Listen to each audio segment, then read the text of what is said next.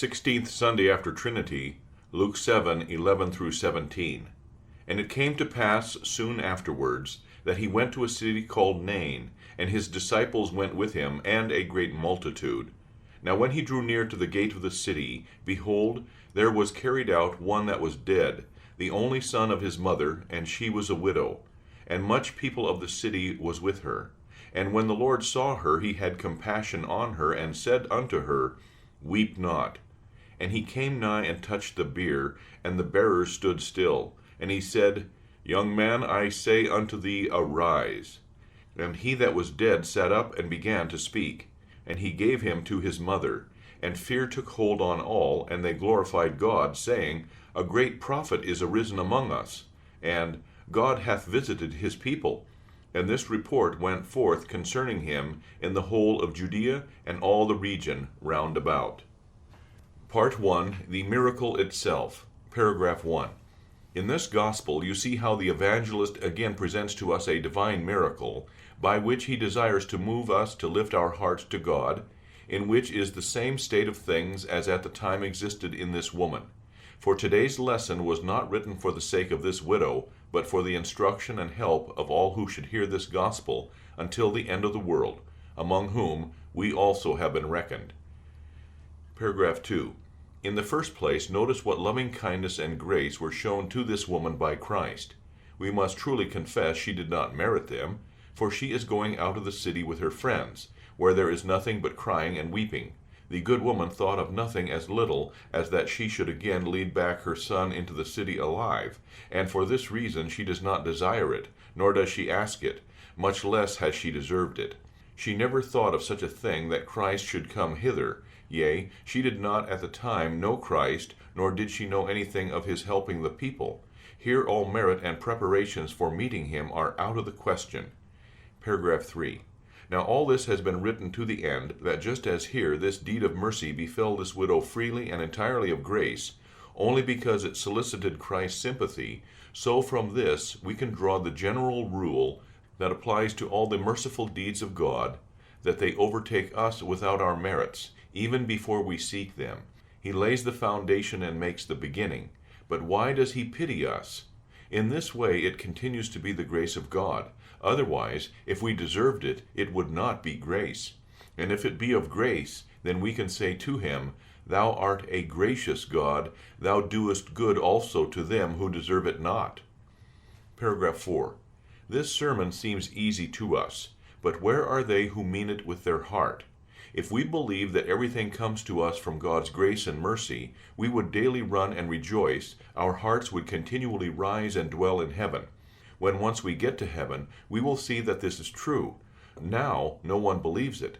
The god of this world, the devil, has such great power on earth that we do not see the work of God nor know it. 2 Corinthians 4:4. Therefore, we do not appreciate it, we misuse God's mercies, and are entirely unthankful to him. Paragraph 5. If I only kept in mind that he gave me eyes, truly a great treasure, it would be no wonder if shame caused my death because of my ingratitude, in that I never yet thanked him for the blessing of sight. But we do not see his noble treasures and gifts, they are too common. But when a blind babe happens to be born, then we see what a painful thing the lack of sight is, and what a precious thing even one eye is, and what a divine blessing a healthy, bright countenance is. It serves us during our whole life, and without it one would rather be dead, and yet no one thanks God for it. Examine the entire body, and you will everywhere see traces of God's grace and goodness. Hence Psalm 33:5 says, The earth is full of the goodness of the Lord. He had pure eyes and could see far, that the whole world was full of the goodness and loving kindness of God. From whom, however, has this goodness come? Have we deserved it? No, but it pleased God to cast his gifts thus promiscuously into the world, which the unthankful receive almost as freely as the thankful. We are grieved that we are obliged to throw away $1 or $2, or less, or even to give them to the poor. How much does God daily cast away of his goods into the world, and no one thanks him for anything? Yes, who even acknowledges their receipt? Paragraph 6. Thus we may observe all creatures and become convinced of God's goodness in them.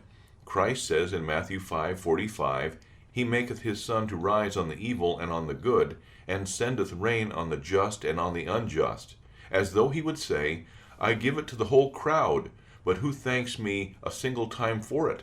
He enlightens my and your eyes, but no one acknowledges that it is God's blessing. If some morning the sun should not rise, or rise 3 hours late, what distress and loss would that cause? How we would open our mouths and eyes! Then everyone would say, God be praised and thanked, who has given us such a light. But since it occurs daily that the sun rises and shines at the appointed time, no one considers it a blessing. So it is with the rain from heaven, with the grain in the field, and with all God's creatures. They exist in such abundance, and we are daily so overwhelmed by their abundance that we fail to see them. Paragraph 7. At times God permits some man to fall into anxiety and need, into pain and distress, so as the world seems as though it had no God, and it makes a person blind, lame, dropsical, and lets everyone die, as here the widow's son. For they are his creatures, he can do with them what he will. Now, why does he do this? He does it in such an abundance only that we may continually experience his loving kindness. Therefore, as the disciples in John 9:2 asked the Lord concerning the man blind from his birth, whether he or his parents sinned, the Lord answered and said, Neither hath this man sinned nor his parents, but that the works of God should be made manifest in him, as though he would say, God desires to be praised in this blind person, for he sees that the treasures of the whole world do not move us. Wherefore he floods us with his goodness out of pure grace, that he may present a blind person before our eyes, for us to see what a costly treasure we have in the blessing of our sight, although we cannot recognize his grace and kindness in our fortune, that we at least might know and identify them in our misfortune. Therefore this man had to be blind, in order that the others might know themselves and say, Alas, thou good God, what a precious gift I have, what a good thing a healthy body is, and a bright countenance. But no one takes it to heart. Yea, it is true we say, Have not the cows eyes also?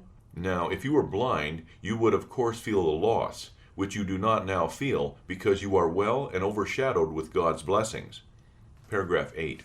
So it was in the case of this widow, in whom God lets himself be known, as to what kind of a God he is, what he thinks of us, and what we must think of him. This woman has two misfortunes around her neck. First, she is a widow. This is misfortune enough for one woman, that she is forsaken and alone, and has no one to whom she dare look for comfort.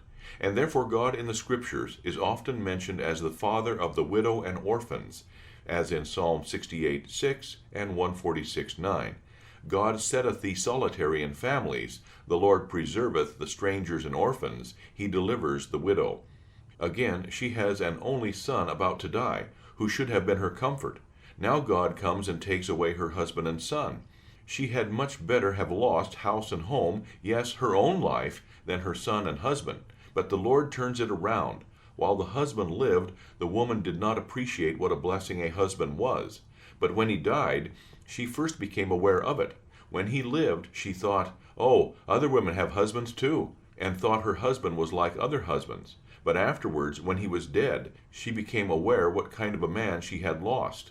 So too, when her son was bright and well, she did not appreciate the blessing of God, but as soon as he died, she then first saw what a treasure she had lost.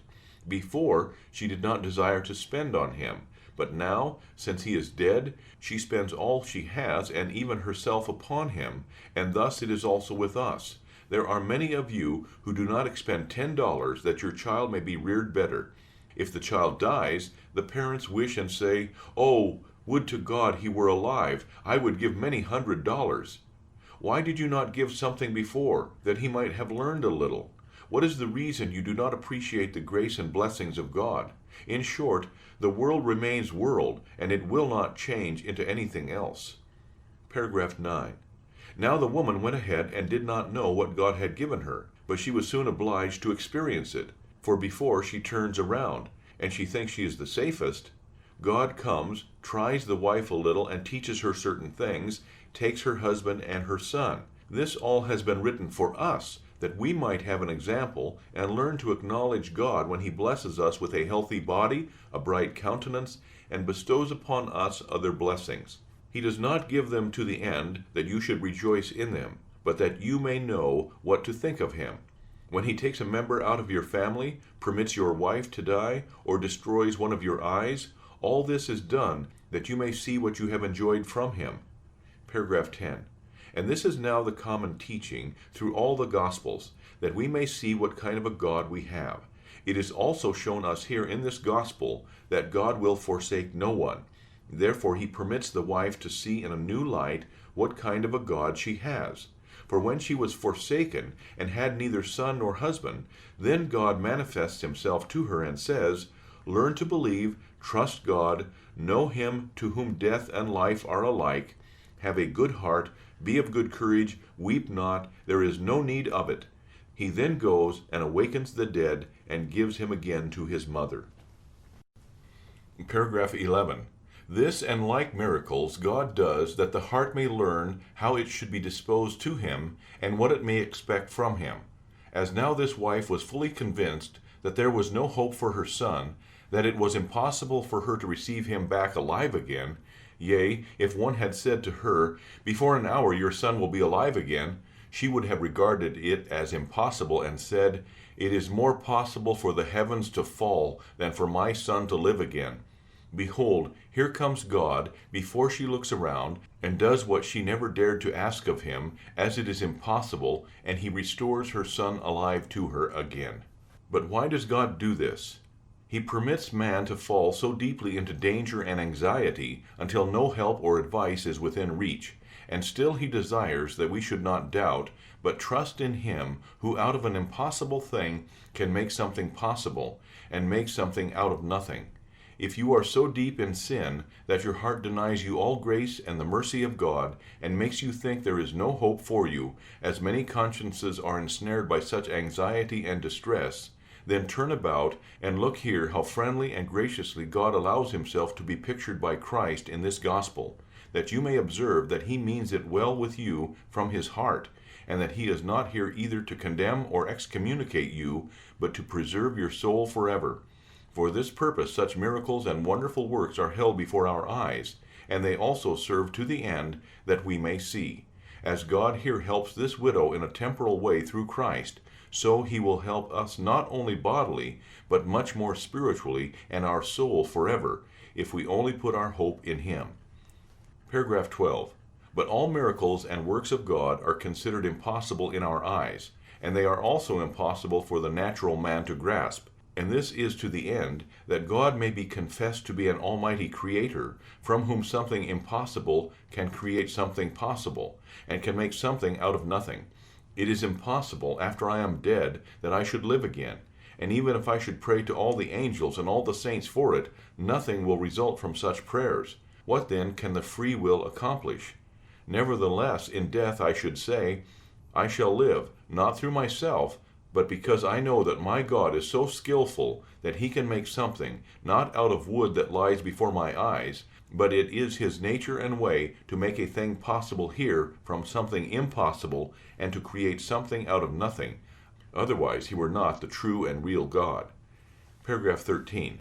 Therefore, if death be present, and I can no longer live, I must still know enough to say, Yet I live and will live, so that death that is all about me is like a spark of fire, and life is as great as the sea. Now reason cannot grasp how this takes place, but whoever believes knows for a certainty that to him death will be like a spark of fire in the midst of the ocean, that is extinguished in a moment. God is almighty. He who believes is in God. Therefore he is in life, and though he were in the midst of death. So too a poor person who believes thinks like this one here in death. Oh, Poverty is a spark of fire, and wealth is as abundant as water in the sea. Now a moment only is needed for poverty to sink, and I will be rich. For by faith God has entirely changed him who now has all things in his power. So also with shame. When one's good name and reputation go down, people think they will never again be regained. If you believe and hold to God, it is a matter only of a moment, and you are again in great honor. For our God knows the art, that from invincible poverty he can create great riches, from great shame unexpressible honor. So it is also with sin, if you believe. Thus sin compared with righteousness is as a spark of fire compared with the whole sea of water. Paragraph 14. This you see beautifully illustrated in the case of this woman. She is overwhelmed by exceedingly great pain and anguish, so that she thinks God, heaven, earth, and all things are opposed to her. And since she looks into this with the eyes of sense, sees it as it is before her natural eyes, she must conclude it is impossible for her to be delivered from her great anxiety. But when her Son was raised from the dead for her, she was as though the whole heaven and earth, wood and stone, and everything laughed and rejoiced with her. Then she forgot all pain and suffering. This wholly disappeared like a spark of fire is extinguished when it falls into the sea. Therefore it is written in the prophet Isaiah 54:6-8, For Jehovah hath called thee as a wife forsaken and grieved in spirit, even a wife of youth when she is cast off, saith thy God. For a small moment have I forsaken thee, but with great mercies will I gather thee. In overflowing wrath I hid my face from thee for a moment, but with everlasting loving kindness will I have mercy on thee, saith Jehovah thy Redeemer. But this I do not see. I think this moment is an eternal something before God. But it is in truth only a moment, and much joy follows, as Psalm 8:5 also says, For thou hast made him but little lower than God, and crownest him with glory and honor. But this is still all hid from us, and we do not see it as this wife does. Her departed son is in the midst of life, for God has him in his bosom, and intends to wake him. There is a spark of death there that surrounds him, which no one saw. But now, when he became alive, that was revealed, which before was hidden from the whole world. Paragraph 15. Thus God certainly deals also with us. Here we should learn the kind of God we have, namely, he who surrounds us and is about us in our very greatest dangers and troubles. Therefore, if one is poor, sticks deep in sin, lies in death, is in sorrows and other afflictions, he thinks, it is a transition state, it is a drop and a spark, for God has surrounded him on all sides with pure wealth, righteousness, life, and joy, only he does not permit him to see it. But it is a matter of only a little time when we shall see and enjoy it. Thus you have here an example not of faith, but of the pure grace and loving kindness of God. Now we must also say a little on the spiritual understanding or the allegorical interpretation of today's gospel. Part 2, the spiritual interpretation of this miracle. Paragraph 16. All works and miracles that Christ does visibly and publicly should be interpreted to the end that they may show forth the works which he does among men unseen and spiritually or within them. Therefore this bodily death signifies the spiritual death of the soul, which man must believe. For no one can see into the soul of another while we live. But when we are dead, we then have other eyes. Then we see that the whole world is dead. Therefore the Lord spoke to a Pharisee, Matthew 8:22, who first wanted to go and bury his father, Follow me, and leave the dead to bury their own dead. Paragraph 17. This youth who is here being borne to his grave is bodily dead, but there are also some inwardly dead before God who still live here in the body. The soul is dead that does not believe in God and cleave to him, and even though he be in the midst of death, yet he lives, as I said above. Paragraph 18.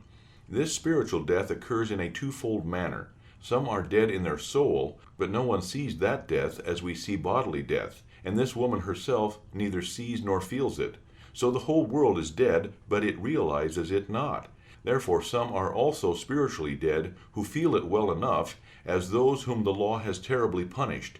We do not here speak of those who care nothing for spiritual death, but of those who feel that they are dead, and that their heart trembles, and who feel in their conscience that they have an unbelieving heart. He is dead quite otherwise than he who does not feel it, and yet always lives in wantonness.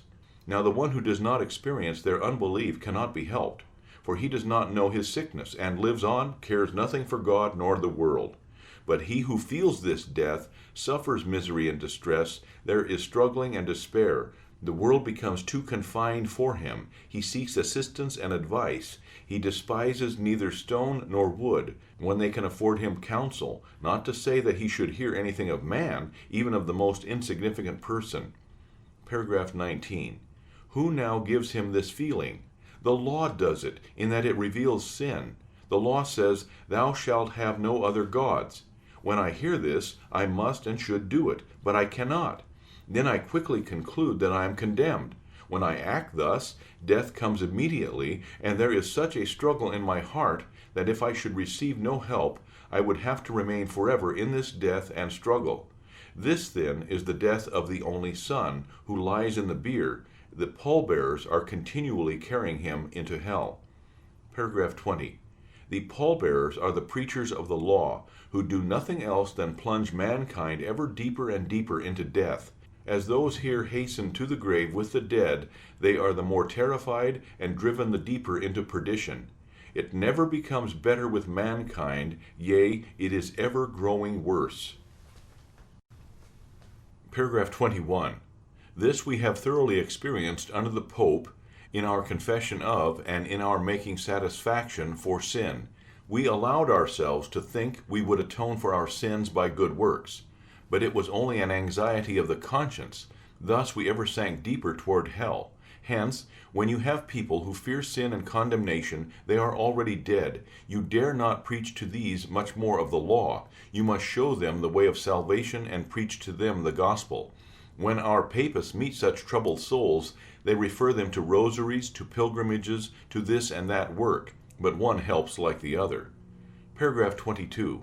The pallbearers would have still moved on and laid the deceased in his grave and buried him had Christ not come. So Christ must come also here with his word and grace. And this now is that other office of the gospel, which does not teach what you are to do, but whence you are to receive help, that you may do it, as Christ does here.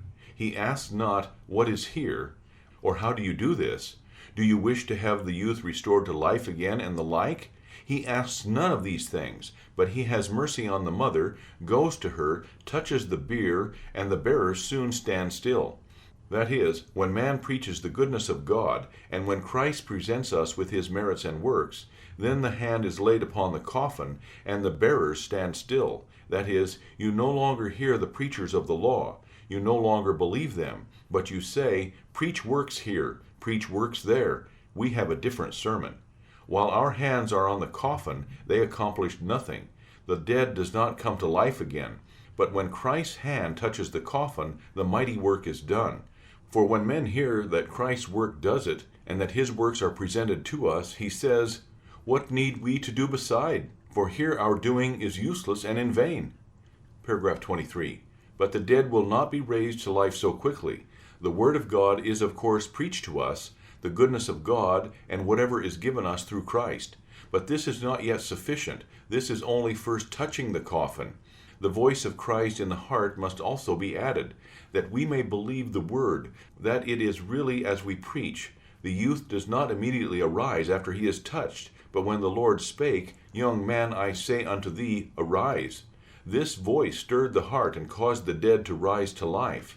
When I in like manner hear the word, and allow human traditions to move me, men still bear me ever on, and I ever remain in distress, it helps me little. I must, besides the external sermon, also hear this voice in the heart, "Young man, I say unto thee, arise."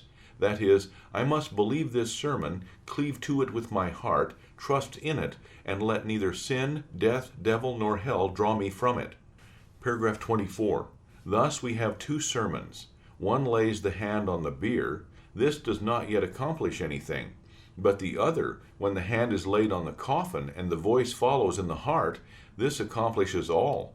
The first proclaims to us the works of Christ, how they are done for us and given to us. But when the voice is heard in the heart, then the one who was before dead begins to speak and to confess the faith with his mouth, which he believes and feels in his heart. That is, when the heart believes, the work of love follows, namely, that you speak, that is, preach to others, and thank God for the blessing and faith he has shown and given unto you. Paragraph 25. From this follows great joy and thanksgiving, by which God is praised and exalted, just as here a great report about Christ went over the entire land of the Jews and into all the neighboring countries. Thus a Christian can lead many unto faith. Therefore man should not make a work of jugglery out of miracles and wonders, as the papists have done. Paragraph 26. This is said on today's gospel, in which we see how God helps and saves us, moved by pure grace and loving kindness, without any merit or worthiness whatever on our part, yea, before we seek or request help from him. God grant that we may believe this.